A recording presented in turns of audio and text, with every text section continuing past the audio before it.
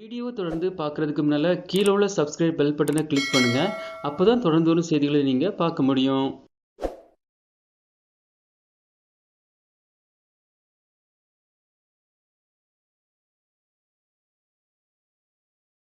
ஜூலை 15 முதல் மேலும் 1.48 லட்சம் பெண்களுக்கு 1000 ரூபாய் கிடைக்கப் போவதாக முதல்வர் ஸ்டாலின் அவர்கள் அதிகாரப்பூர்வ அறிவிப்பு ஒன்றை விடுத்துள்ளார். தமிழகத்தில் 1,16,00,000 மகளிருக்கு 1000 ரூபாய் உரிமைத்தொகை வழங்கப்பட்டு வரும் நிலையில் மேலும் பலருக்கு உரிமைத்தொகை வழங்கப்பட உள்ளதாக முதலமைச்சர் ஸ்டாலின் அவர்கள் அறிவித்துள்ளார். விக்கிரவாண்டி இடைத்தேர்தலில் போட்டியிடும் திமுக வேட்பாளர் அன்னியூர் சிவாவை ஆதரித்து முதலமைச்சர் ஸ்டாலின் அவர்கள் தனது சமூக வலைதள பக்கத்தில் வீடியோ ஒன்றை வெளியிட்டுள்ளார். இந்த வீடியோவில் தான் இந்த அறிவிப்பை வெளியிட்டுள்ளார் என்பது குறிப்பிடத்தக்கது. 2023 ஜனவரி மாதத்திலிருந்து மகளிர் உரிமைத்தொகைக்காக விண்ணப்பித்தவர்களின் தகுதி சரிபார்ப்பு உள்ளிட்ட நடைமுறைகள் இருந்த நிலையில் புதிதாக திருமணமானோர் மற்றும் குடும்ப அட்டைக்கு விண்ணப்பித்தோர் என சுமார் 2 லட்சம் பேருக்கு குடும்ப அட்டை வழங்கப்படாமல் இருந்தது. அந்த நேரத்தில் தேர்தல் தேதியும் அறிவிக்கப்பட்டதால் தற்போது தமிழ்நாட்டில் ஏற்கனவே குடும்ப அட்டைக்காக விண்ணப்பித்தவர்களுக்கு குடும்ப அட்டைகள் வழங்கப்படவில்லை. இந்நிலையில் தேர்தல் நடத்தை விதிமுறைகள் விலக்கிக் கொள்ளப்பட்ட நிலையில் ஜூன் மாதத்திற்கு பிறகு புதிய குடும்ப அட்டைகள் பயனாளிகளுக்கு வழங்கப்பட்டுள்ளது.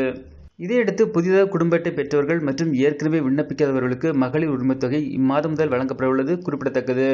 அதாவது ஜூலை 15ஆம் தேதி முதல் புதிதாக 1.48 லட்சம் பெண்களுக்கு மகளிர் உரிமைத்தொகை 1000 வழங்கப்படுவதாக முதலமைச்சர் ஸ்டாலின் அவர்கள் அறிவித்துள்ளார். ஆட்சியில் கடந்த 3 ஆண்டு காலத்தில் செஞ்சு தரப்பட்டிருக்கிற நலத்திட்டங்களை விவரித்து சொல்லணும்னா நேரம் போதாது. 1,16,00,000 மகளிர் மாதந்தோறும் 1000 ரூபாய் உரிமை தொகை பெறாங்க. இந்த மாசத்திலிருந்து புதுசா 1,48,000 பெண்களுக்கு மகளிர் உரிமை தொகை தரப்போறோம். மகளிருக்கு கட்டணமில்லா பேருந்து வசதி செஞ்சு தரப்பட்டிருக்கு.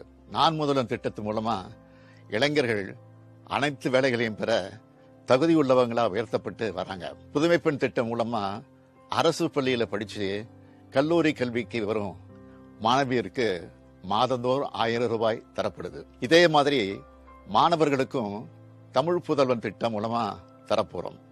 இப்படி ஒவ்வொரு குடும்பத்துக்கும் ஏதாவது ஒரு நேரடி பலன் கிடைக்கிற வகையில நம்மளோட அரசு செயல்பட்டு வருது. திராவிட முன்னேற்ற கழக அரசுனாலே சமூக நீதி அரசு. இது உங்க எல்லாருக்கும் நல்லா தெரியும். பிற்படுத்தப்பட்டோருக்கு தனி துறையை உருவாக்கினதே தலைவர் கலைஞர் தான். வன்னியர் உள்ளிட்ட மிகவும் பிற்படுத்தப்பட்ட சமூகத்துக்கு 20 விழுக்காடு உள் ஒதுக்கீடு வழங்கின ஆட்சி திமுக ஆட்சி.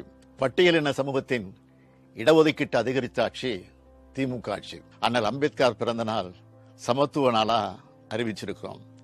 கழகம் வளர்த்த கொள்கை குன்றான கோவிந்தசாமி அவர்களுக்கு மணிமண்டபம் அமைக்கப்பட்டு வருது. 1987ஆம் ஆண்டு நடைபெற்ற போராட்டத்தில் துப்பாக்கி சூட்டுல பலியான சமூக நீதி போராளிகளுக்கான நினைவகம் கட்டிக்கிட்டு இருக்கோம். இது ரெண்டையும் சீக்கிரமே விழுப்புரத்தில் நான் திறந்து வைக்க இருக்கேன். கழக துணை பொதுச் செயலாளரும் மாண்புமிகு உயர்கல்வித்துறை அமைச்சருமான பொன்முடி அவர்களும் மறைந்த சட்டமன்ற உறுப்பினரான புகழேந்தி அவர்களும் இந்த மாவட்டத்துக்கும் தொகுதிக்கும் ஏராளமான திட்டங்களை கொண்டு வந்திருக்கிறாங்க. எல்லா மக்களுக்கும் பொதுவான நலத்திட்டங்கள் தொடர உங்களோட ஆதரவை வேண்டி. இந்த வீடியோ உங்களுக்கு பிடிச்சிருந்துச்சுன்னா லைக் பண்ணுங்க, சேனலை சப்ஸ்கிரைப் பண்ணுங்க. தேங்க்ஸ் ஃபார் வாட்சிங் ஆல் வியூவர்ஸ். தேங்க்யூ.